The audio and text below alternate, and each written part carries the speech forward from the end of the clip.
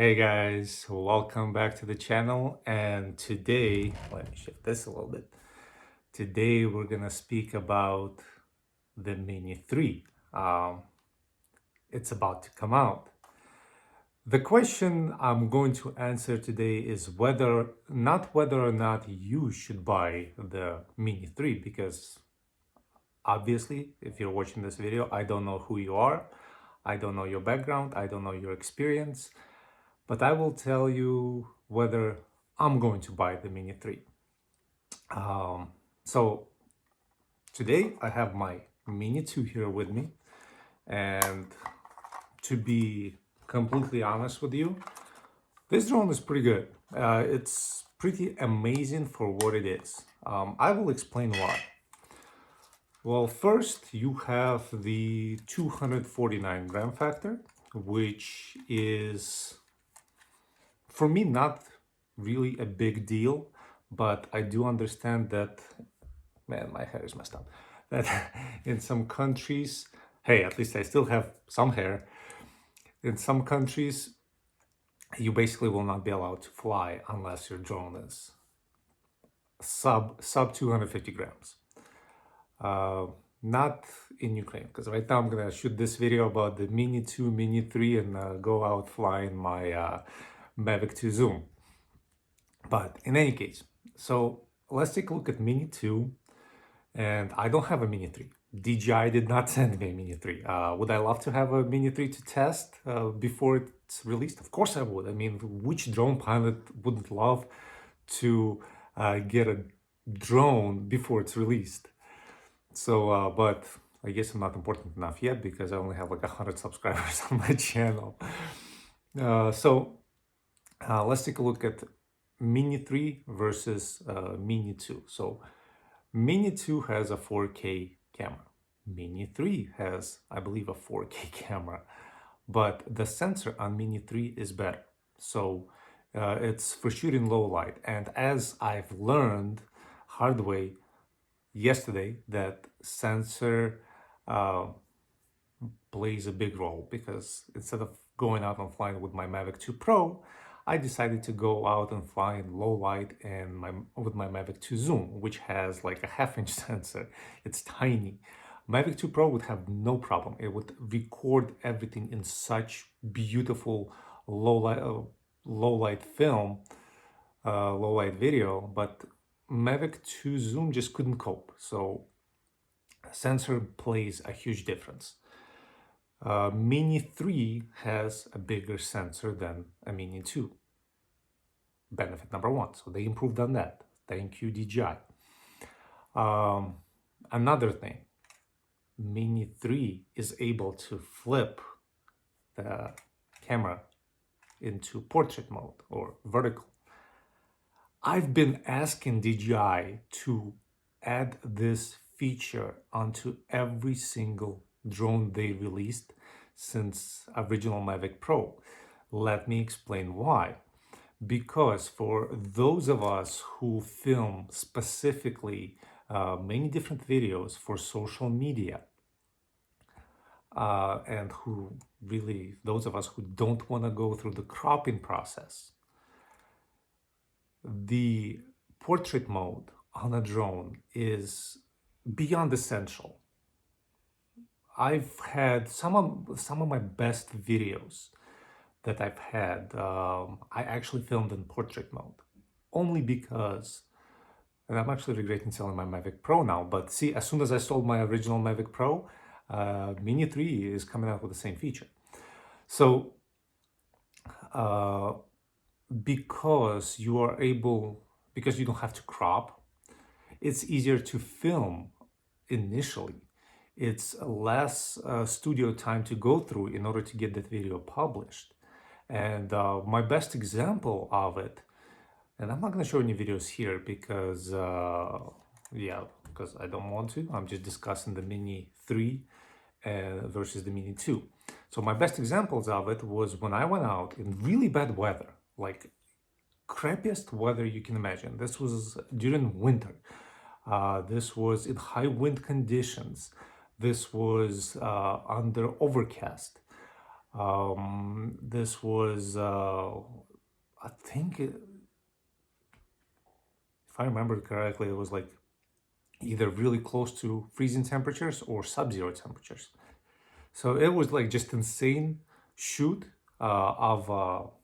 there's a very beautiful apartment building across the river from me. So I actually parked right by the building, and I went to their sales office, and I'm like, do you guys mind if I film?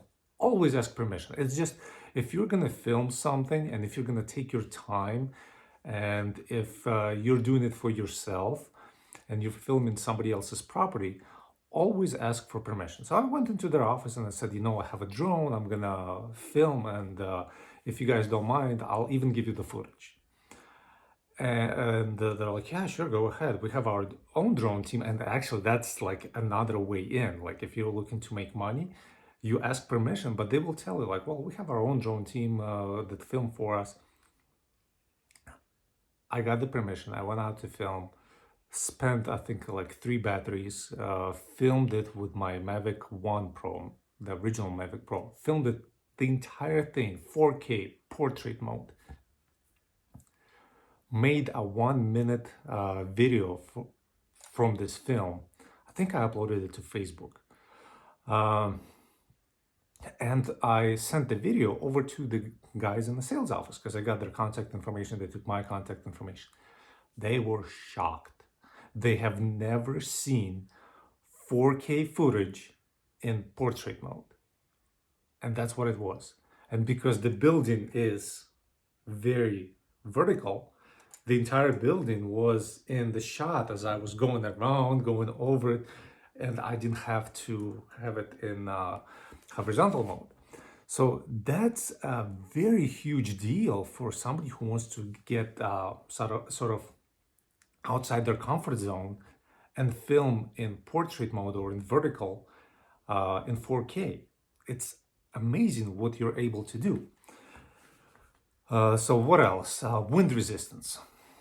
Mavic 1, not Mavic, Mavic Mini 1, I'm just gonna put it out there. I don't care if DJI is watching, but really sucked when it came to wind resistance. Mini 2, believe it or not, I did not have Mini 2 when we did this, but I went out with another professional pilot, and I was flying my Hotel Evo, and he busted out his Mini 2. He also has a Air 2S, but he didn't fly it that day. No, he did fly it at the end, but he busted out his Mini 2. Now, let me tell you where we were flying this. We were flying this on a hill, so we were like right on top of the hill. Everything was downhill from us. In cloudy weather, in extremely windy conditions. So Hotel Evo that I'm flying, and you can understand that Hotel Evo has really good wind resistance. And he was flying the Mini 2. Given I was not flying in like ludicrous mode, I was flying in regular standard mode with my Hotel Evo. I'm pretty sure he was flying in sport mode, but he was able to keep up with me with the Mini 2 in very high wind conditions. And right now they came out and they said, Mini 3 has even better wind resistance than the Mini 2. I'm like, holy crap, that's nice.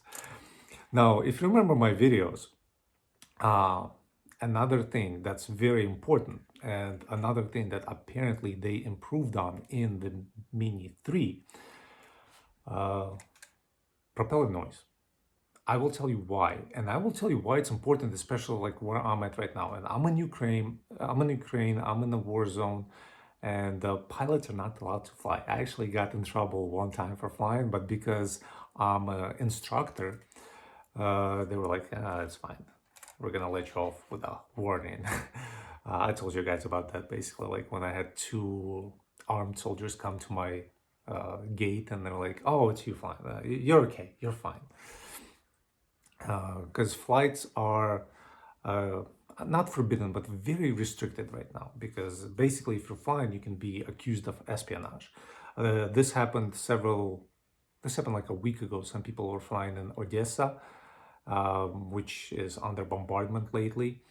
And 3 people were arrested and accused of espionage. I don't know the follow-up of that story, but why propeller noise is very important. Mini 1 was loud. So Mavic Mini, the original one, was loud. I'm not even going to sugarcoat it. The first time I took this airborne, the Mini 2, yeah, it does say Mini 2 on it. No, it's not the Mavic Mini 2, it's just Mini 2. It's very difficult to remember that. But when I took Mini 2 airborne for the first time, I was like, whoa, this is so quiet.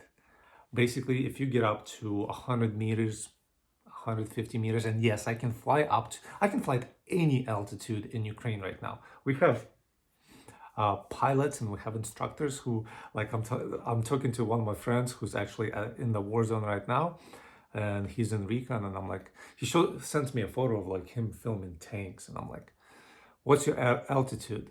He's like, well, the minimum I fly at is 300 meters. I'm like, yeah. I'm like, so what's your average altitude for flying? He's like, I usually get up to 600, 700 meters. He flies on hotel. That's why Mini 2 should actually elevate their ceiling. Well, not Mini 2, DJI. DJI should elevate their ceiling to like maybe 1,000 meters if they want to have a edge over hotel, because that's what hotel has over DJI. So yeah, we can fly at any altitude right now because there are no commercial flights over Ukraine right now, and the higher you fly, the less heard you are. So basically, if you're flying a Mini, that's kind of like hoping nobody around has DJI Aeroscope. But if you're flying a Mini, you cannot see it and you cannot hear it. Pretty much, Mini 2, not Mini 1, Mini 2. You can't see it, can't hear it pretty much over 150 meters, which is a huge benefit. I understand in the United States, the ceiling is 400 feet. I understand it's 120 meters, but I'm not in the United States right now. So you can max out the ceiling. You can set all the limits. You can max out your ceiling at 400 feet. Nobody's gonna come knocking on your door if you're at 401 feet. So nobody is able to hear it. Nobody is able to see it. Nobody even knows it's there. You get beautiful shots and you're not being a nuisance. You're not annoying anybody. And that's actually a huge benefit in some cases. Remember, the rules are you're not supposed to fly over people or property in most cases, in many countries, not most countries, in many countries. But if you're in places like, for example, Miami, which is high wind, there you go. Miami has always been high wind. Like every time I've been to Miami, it's been like extremely high wind. So high wind, you can fly over one of those Gulf entrances, like I call them rivers, but like you have like inland flowing entrances from the Gulf, without flying over property, without flying over people, at high altitude, and just record the skyline. Or you can fly along the shoreline and record the skyline, and nobody's even gonna have a clue that you're there. Again, you have to pay attention to airport zones because, well, you know, Florida is not Ukraine. Florida still has a ton of commercial flights because my mom lives in Florida right now, or my brother lives in there too. And I checked out my mom's current location. And even though she lives in a resort zone, I pulled it up on a map with all the restricted airspaces. And I'm like, holy crap, I can only fly like, you have this huge area. But because of the area she lives in, I can only fly like right here. So it was hilarious, and I'm like, oh yeah. So yeah, next time I go back to US, I need to get my Part 107 license, and I need to fly and probably even make some money using drones. Because right now, for me, it's a hobby. So another thing, Mini 3 has over Mini 2. Again, I'm not comparing it against any other drones, against professional drones. I'm comparing the Mini 3 that's about to come out against Mini 2. So Mini 3 has, I don't remember what they're called, but basically you can get batteries that promise up to 47 minutes of flight time. Now, I want you to like think about it for a moment. 47 minutes of flight time. Provided, in our experience with DJI, in our experience with any other drone, whatever is stated is not actual, but I usually say subtract 10%. So if their stated is 47 minutes, subtract 10%, that's about 5 minutes, 42 minutes of actual flight. Think about it for a moment. How much you can get done in 42 minutes? Basically, that shoot I was talking about with the original Mavic Pro that I was flying around the building, used up 3 batteries. That entire shoot, because it was cold and I didn't want to wear my batteries down to 0, I flew approximately 15-20 minutes on each battery. So total, if it was a 15, it was 45 minutes of flight time, of actual flight time. I could, when Mavic 3, like if I would have had Mavic 3 back then, because it can flip that sensor, it has the extended battery. With Mavic 3, I could get all of that done without having to land my drone several times to change the batteries. I could get all that done with one battery. By the way, camera on the Mavic 3 and even camera on the Mavic 2, I think, is a bit better than the original Mavic Pro.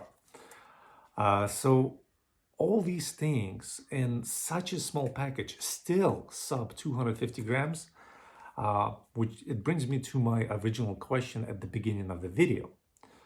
Would I buy the Mini 3? And I would actually, here I'm speaking about the Mini 3 Pro. So the Max package, I looked at the prices because you can pre-order them right now on DJI. I'm actually gonna even drop the link in the description if you want to order. It's gonna be my affiliate link to my, maybe I'll get a couple bucks. Like I think I get like 1% or like maybe 2 or 3% from, like if you order through my link. So maybe I can save up for the Mini 3. But would I buy? Yes, because as soon as I got the email from DJI, like, check out this demo video. It was about the Mini 3, it was the official demo video. I got it yesterday. And I was like, wow, insane. I immediately went onto DJI website. I looked how much it was gonna cost. It was gonna cost 900, I think like $3 or like some weird number, like $900 for the actual Mini 3. And of course, I would always get the Fly More package. In this case, I would get the Extended Flight More package, which comes with 2 batteries that give up to 47 minutes of flight. Additional 300 bucks. So you figure everything in with taxes, 1,300 bucks. Would I order, and the smart controller, which is basically a watered down version of the smart controller that comes with like Mavic 2 if you order one, or Mavic Air 2S or Mavic Air 2. So the older version, but this is a watered down version of a smart controller. So I looked at the most expensive package, $1,300. Would I buy it? I was this close to actually ordering it. And I will tell you what stopped me. When I say ordering, I mean pre-ordering, because they say the actual ship date is for the orders that are put in yesterday would be May 31st. So I will tell you what stopped me. Several things. Number one, because I am in Ukraine, I'm not able to get the DJI warranty, which I would want with every new drone. So that's reason number one. Number 2 reason that stopped me is I don't know where I'm going to be in approximately 2 months time. And that's when I'm approximately gonna get that drone if I order it today, because it's gonna ship probably after May 31st, but let's be honest, it's probably gonna ship like mid-June. So that's reason number 2. Reason 3 why I wouldn't get that right now is because I just ordered the drone from actually United States. It's probably gonna come today. If it comes today, I'll record another video today. If it comes tomorrow, I'll record another video tomorrow. But I just ordered another drone exactly after taxes and everything. It's $1,300. Do you want to know how much I am going to pay in custom fees, because I have the bill already from the customs of Ukraine? So not considering the delivery amount, which was I think like $40 for delivery, additional on top of what I already paid. My customs fees for a $1,300 drone is $360. So for me to order DJI Mini 3 today, when I would get it, if nothing changes, I would pay almost $400 in fees, taxes, and delivery. So now a $1,300 drone in US becomes a $1,700 drone in Ukraine. So again, because I do not know where I'm going to be in the next several months because of the whole war situation, I'm not gonna risk it. I'm not gonna order it. Mini 3 is gonna be available for at least, I'm hoping for at least a year. So I'm going to order it as soon as my situation stabilizes. But would I recommend you buying, or actually, would I recommend for you to order a Mini 3 right now? This is a big if you are serious about flying drones. Yes, actually go and order it. Like, I'm gonna leave my affiliate link in the description for this. In this case, go and pre-order it right now. Seriously, like, pay the $1,300 if you're serious about drones. But, and this is a huge but, do not, under any condition, order it if it's going to be your first drone.